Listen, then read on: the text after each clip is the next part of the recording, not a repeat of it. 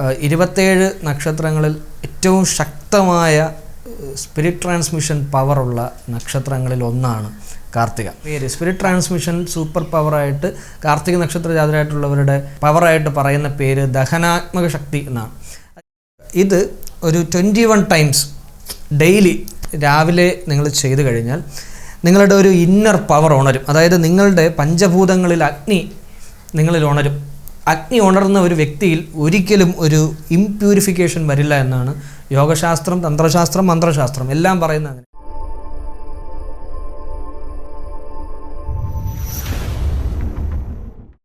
നമസ്കാരം, എല്ലാ മാന്യപ്രേക്ഷകർക്കും അസ്ട്രോളജിക്കൽ ലൈഫിൻ്റെ പുതിയ ഒരു അധ്യായത്തിലേക്ക് ഹാർദമായ സ്വാഗതം. ഞാൻ അമൽ സനാതനം.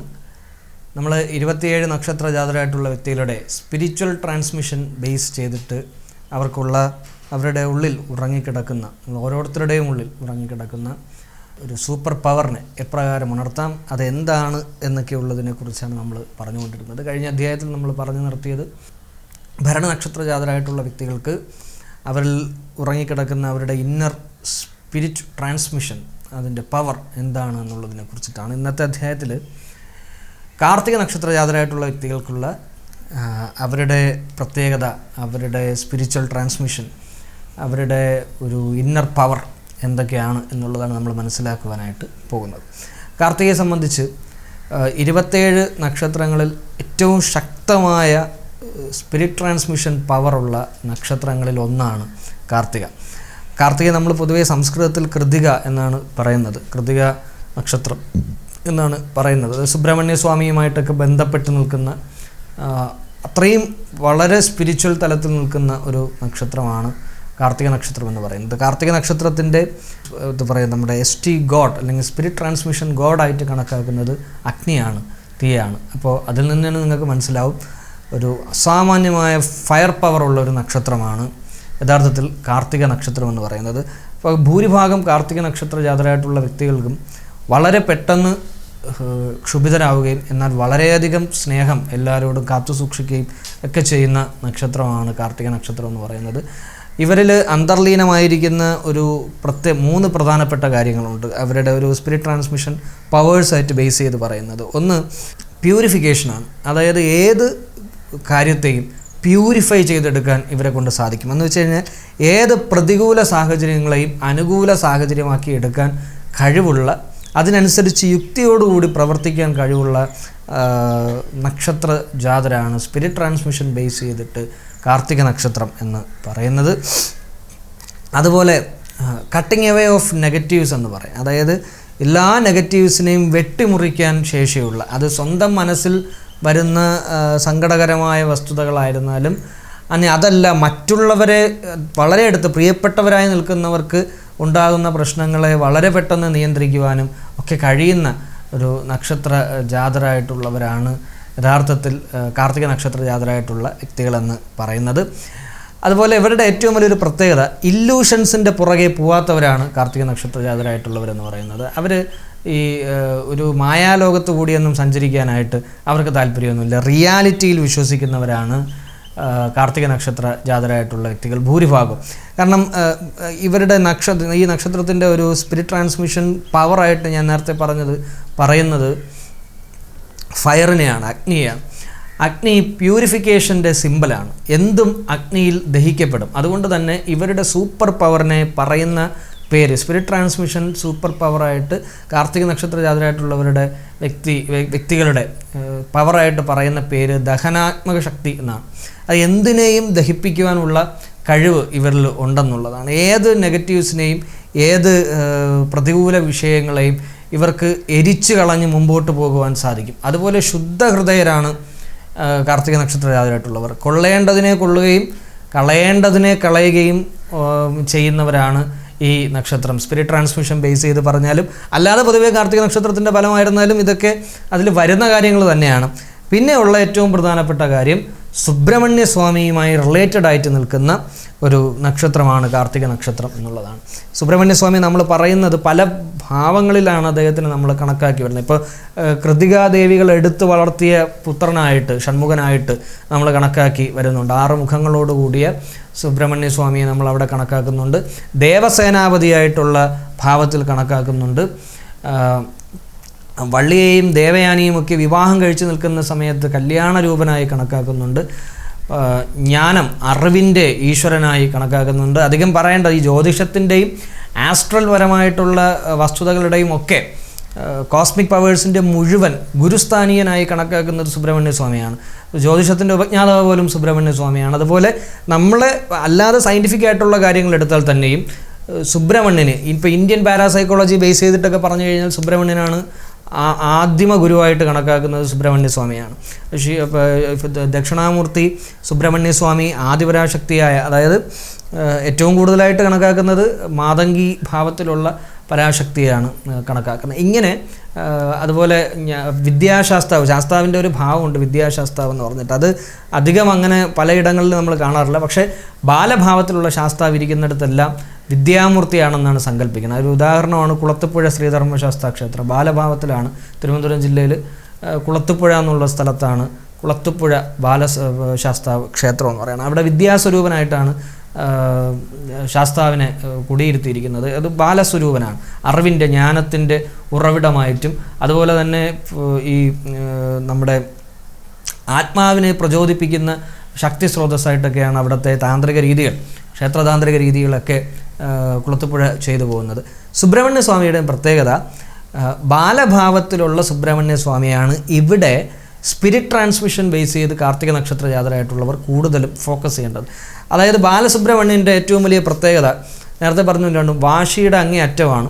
എന്നാൽ അതോടൊപ്പം ഏറ്റവും സ്നേഹം, എല്ലാവരോടും ഏറ്റവും സ്നേഹം കീപ്പ് ചെയ്യുന്ന, പക്ഷേ പിണങ്ങിക്കഴിഞ്ഞാൽ ഇണങ്ങാൻ വളരെ പ്രശ്നമുള്ള ആളാണ് സുബ്രഹ്മണ്യ സ്വാമി എന്ന് പറയുന്നത്. കാർത്തിക നക്ഷത്രജാതരുടെ സ്വഭാവം ഇങ്ങനെ തന്നെ ആയിരിക്കും.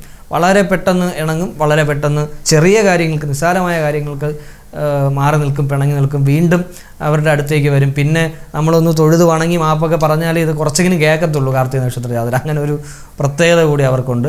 എന്നാൽ എല്ലാവർക്കും അറിവ് പകർന്നു കൊടുക്കാൻ ഇഷ്ടമുള്ള നക്ഷത്രമാണ് കാർത്തിക നക്ഷത്ര ജാതരായിട്ടുള്ളവർ. സ്പിരിറ്റ് ട്രാൻസ്മിഷൻ ബേസ് ചെയ്ത് പ്രത്യേകിച്ചും മുരുകൻ്റെ ആ ഒരു ജ്ഞാനം, അറിവ്, ഇതെല്ലാം ഇവരിൽ എപ്പോഴും പ്രതിഫലിച്ചു കൊണ്ടിരിക്കുന്ന ആൾക്കാരാണ്.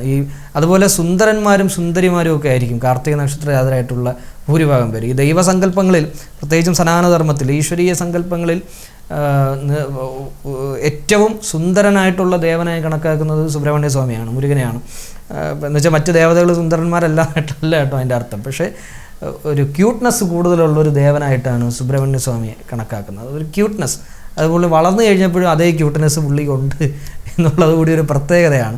ദേവസേനാപതിയായിട്ടും അല്ലെങ്കിൽ യുദ്ധത്തിൻ്റെ ദേവനായിട്ട് കണക്കാക്കുന്നത് കാർത്തികേയനെയാണ്, സുബ്രഹ്മണ്യ സ്വാമിയാണ്. ഏത് പ്രതിസന്ധിയും തരണം ചെയ്ത് മുമ്പോട്ട് പോകാനുള്ള ഇന്നർ ക്യാപ്പബിലിറ്റിയാണ് യഥാർത്ഥത്തിൽ സുബ്രഹ്മണ്യനായിട്ട് നമ്മൾ കണക്കാക്കുന്നത്. അത് ഏറ്റവും കൂടുതലുള്ള നക്ഷത്രം എന്ന് പറയുന്നത് കാർത്തിക നക്ഷത്രം പോലുള്ള കുറച്ച് നക്ഷത്രങ്ങളുണ്ട്. അതിൽ ഏറ്റവും പ്രധാനപ്പെട്ട നക്ഷത്രമാണ് കാർത്തിക നക്ഷത്രം എന്ന് പറയുന്നത്. ഇനി എങ്ങനെയാണ് നിങ്ങളിലെ ഈ ദഹനാത്മക ശക്തി നിങ്ങൾക്ക് ഡെവലപ്പ് ചെയ്തെടുക്കുവാനായിട്ട് സാധിക്കുന്നത്? അതിന് ചെയ്യേണ്ട മാർഗമെന്ന് പറയുന്നത് അഗ്നി വർഷിപ്പ് എന്ന് പറഞ്ഞിട്ട് ഒരു മാർഗമുണ്ട്. അഗ്നി വർഷിപ്പ് എന്ന് പറയും. നമ്മൾ യോഗശാസ്ത്രത്തിൽ ത്രാടനം എന്നുള്ളൊരു വിദ്യയുണ്ട്. നിങ്ങൾക്ക് കുറച്ച് പേർക്ക് അങ്ങനെ എനിക്ക് തോന്നുന്നു അറിയായിരിക്കും. അതായത് ഒരു തിരുനാളത്തിൽ, വളരെ ഇരുട്ട് മുറിയിൽ ഒരു തിരുനാളത്തിൽ ശ്രദ്ധ കേന്ദ്രീകരിച്ച് കണ്ണും മെയ്യും എല്ലാം, മനസ്സും, നമ്മുടെ ആത്മാവിൻ്റെ ഒരു എന്താ പറയുക, സഹസ്രാരത്തിലിരിക്കുന്ന ഒരു തുടിപ്പുണ്ട്, അതിനെപ്പോലും കൃത്യമായിട്ട് ആ നാളത്തിൽ മാത്രം കോൺസെൻട്രേറ്റ് ചെയ്തിരിക്കുന്ന ഒരു വിദ്യയാണ് ത്രാടനം എന്ന് പറയുന്നത്. ഈ ത്രാടന വിദ്യ ഒരു അഗ്നി വർഷിപ്പാണ്. ഇനി ഇത് അധികം ആർക്കും പെട്ടെന്ന് ചെയ്യുവാനായിട്ട് സാധിക്കത്തില്ല. സാഹചര്യങ്ങളൊക്കെ ചിലപ്പോൾ അങ്ങനെ ആയിരിക്കും.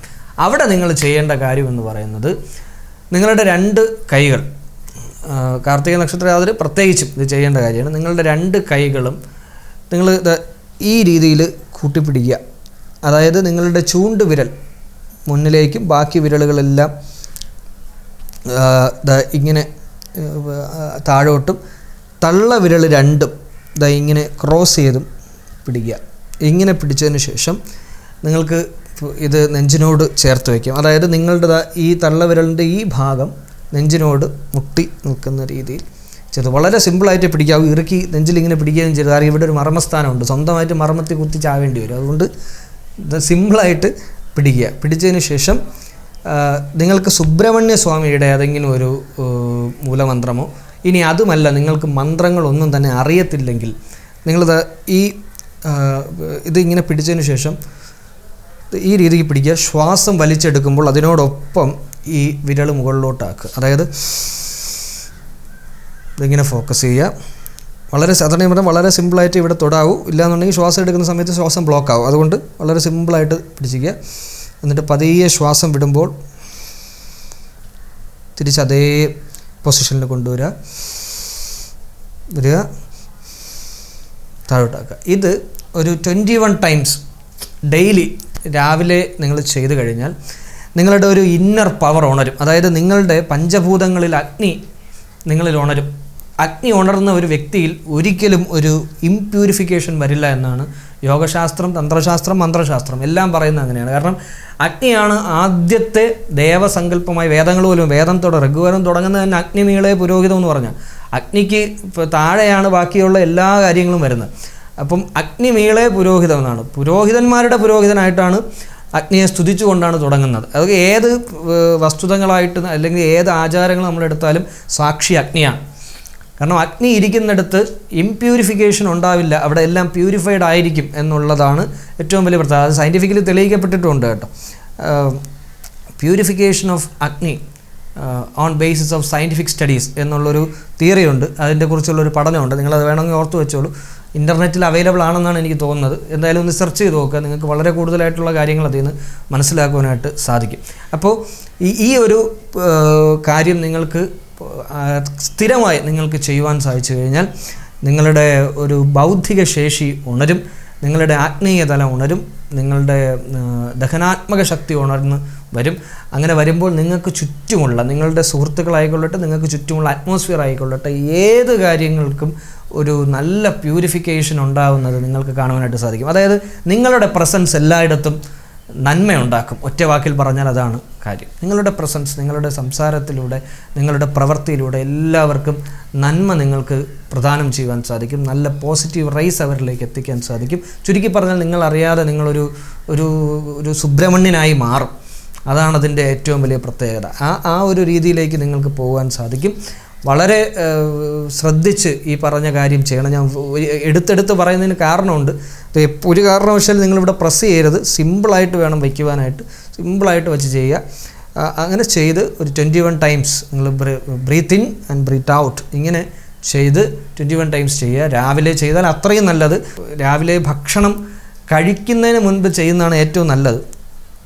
ഇനി അതല്ല എന്നുണ്ടെങ്കിൽ ഭക്ഷണം കഴിച്ചിട്ട് ചിലർക്ക് ചെയ്യാൻ പറ്റുള്ളൂ എന്നുണ്ടെങ്കിൽ ഭക്ഷണം കഴിച്ച് 1 ഹവറിന് ശേഷം നിങ്ങൾക്കിത് ചെയ്യാവുന്നതാണ്. ഇത് ഈ ടൈമിൽ വേണം നിങ്ങൾ ഈ കാര്യം ചെയ്ത് മുമ്പോട്ട് പോവുക. ഒരുപാട് കഴിവുകളുള്ള ദഹനാത്മക ശക്തിയുള്ള കാർത്തിക, അഗ്നിയുടെ നക്ഷത്രമായ കാർത്തിക, സുബ്രഹ്മണ്യ സ്വാമിയുടെ അനുഗ്രഹമുള്ള കാർത്തിക, ഇങ്ങനെ നിരവധി പ്രത്യേകതകളുള്ള എല്ലാ കാർത്തിക നക്ഷത്രജാതരായിട്ടുള്ളവർക്കും ഈ ഒരു വിദ്യയിലൂടെ വലിയ ഒരു പോസിറ്റീവ് അറ്റ്മോസ്ഫിയർ നിങ്ങളുടെ ഉള്ളിലും നിങ്ങളുടെ മനസ്സിലും ശരീരത്തിലും ആത്മാവിലും ചുറ്റുമൊക്കെ നിങ്ങൾക്ക് നേടിയെടുക്കുവാൻ സാധിക്കട്ടെ എന്ന് ആത്മാർത്ഥമായി പ്രാർത്ഥിച്ചുകൊണ്ട് സുബ്രഹ്മണ്യ സ്വാമിയുടെ എല്ലാ അനുഗ്രഹങ്ങളും നിങ്ങൾക്കുണ്ടാവട്ടെ എന്ന് ആത്മാർത്ഥമായി ആശംസിച്ചുകൊണ്ട് അസ്ട്രോളജിക്കൽ ലൈഫിൻ്റെ ഈ അധ്യായം ഇവിടെ പൂർത്തിയാകുന്നു. എന്നെ ശ്രമിച്ച എല്ലാവർക്കും നന്ദി അറിയിച്ച് നിർത്തുന്നു. നമസ്കാരം.